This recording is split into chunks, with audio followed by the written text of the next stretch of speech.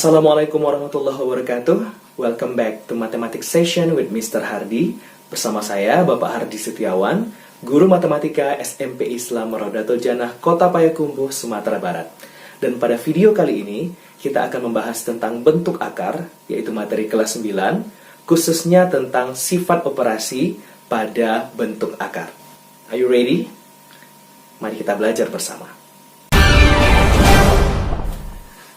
Sebelum kita membahas sifat operasi pada bentuk akar, tentu kita harus tahu terlebih dahulu apa itu bentuk akar. Bentuk akar yang dimaksud di sini adalah akar dari suatu bilangan yang bukan merupakan bilangan rasional. Sebagai contoh adalah bilangan akar 2, akar 8, akar 7, akar 13, dan lain-lain.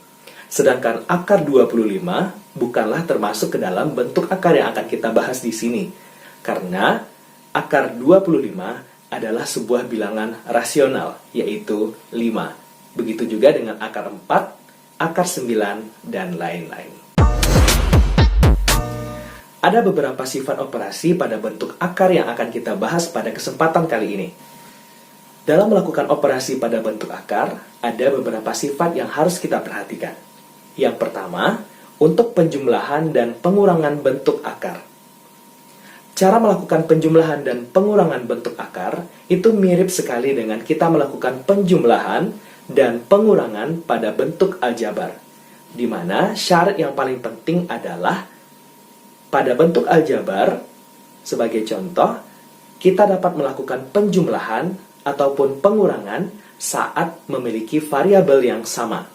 Begitu juga dalam bentuk akar, kita dapat melakukan penjumlahan dan pengurangan saat bentuk akarnya sama. Artinya bilangan yang di dalam tanda akarnya sama. Sebagai contoh, akar 2 dapat dioperasikan dengan akar 2 untuk penjumlahan dan pengurangan.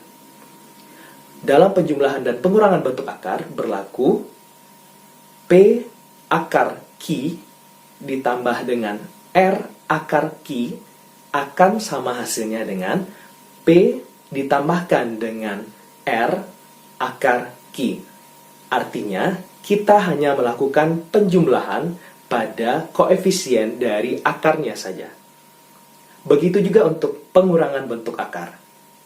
P akar Q dikurang dengan R akar Q akan sama hasilnya dengan P dikurang R akar Q. Sebagai contoh, 5 akar 3 ditambah 2 akar 3 akan menghasilkan 7 akar 3. Karena kita menjumlahkan koefisien 5 dan 2. Bagaimana seandainya kita melakukan penjumlahan atau pengurangan terhadap bentuk akar yang tidak sama? Maka sudah pasti kita tidak bisa melakukan hal tersebut. Sebagai contoh, 5 akar 3 ditambah 2 akar 2 akan menghasilkan bentuk yang tetap karena bilangan yang ada di dalam tanda akar itu tidak sama. Yang kedua, kita dapat melakukan perkalian atau pembagian terhadap bentuk akar dengan cara sebagai berikut. A akar B dikali dengan C akar D akan sama hasilnya dengan A dikali C dikali dengan akar dari B kali D. Artinya, kita melakukan perkalian terhadap koefisien bentuk akar dan melakukan perkalian terhadap bilangan yang ada di dalam tanda akar. Begitu juga saat kita melakukan pembagian bentuk akar. Sebagai contoh, A akar B dibagi dengan C akar D akan sama dengan A per C dikali dengan akar dari B per D. Dengan catatan, pada hal seperti ini, C dan D tidak boleh sama dengan 0. Mari kita perhatikan contoh-contoh berikut. Contoh pertama, tentukan bentuk sederhana dari 2 akar 3 ditambah 5 akar 3 dikurang 3 akar 3. Sebagai penyelesaian, karena seluruh bentuk akar pada soal ini adalah akar 3, sudah sama semuanya, maka tinggal kita menjumlahkan dan mengurangkan koefisiennya, yaitu 2 tambah 5 kurang 3 akar 3 akan sama hasilnya dengan 4 akar 3. Soal kedua, sederhanakanlah bentuk akar 18.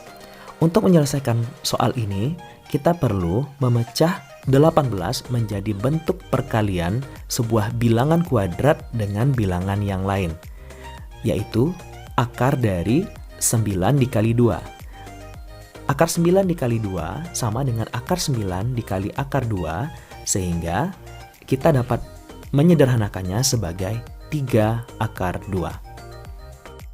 Contoh ketiga, sederhanakanlah bentuk akar 108 ditambah akar 3 dikurang akar 75.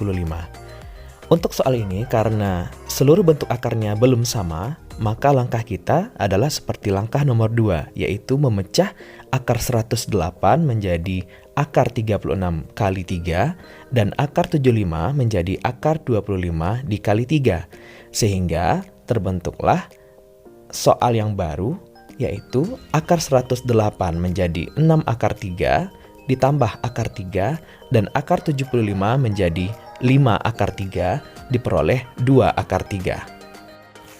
Untuk soal nomor 4, sederhanakanlah bentuk 8 akar 7 dikali 2 akar 3. Perhatikan, karena soal ini adalah soal perkalian, maka kita tinggal mengalihkan koefisien 8 dikali 2 serta mengalihkan bilangan di bawah tanda akar 7 dikali 3, sehingga diperoleh hasil 16 akar 21. Nah, bagaimana? Sudah paham dengan operasi dasar atau sifat dasar operasi pada bentuk akar? Tentunya Anda semua perlu untuk berlatih lebih lanjut supaya nanti lebih paham lagi tentang materi sifat operasi pada bentuk akar. Untuk video kali ini, sampai di sini dulu ya. Kita akan bertemu kembali pada topik yang lain. Don't forget to subscribe, like, and comment. Bye-bye. Assalamualaikum warahmatullahi wabarakatuh.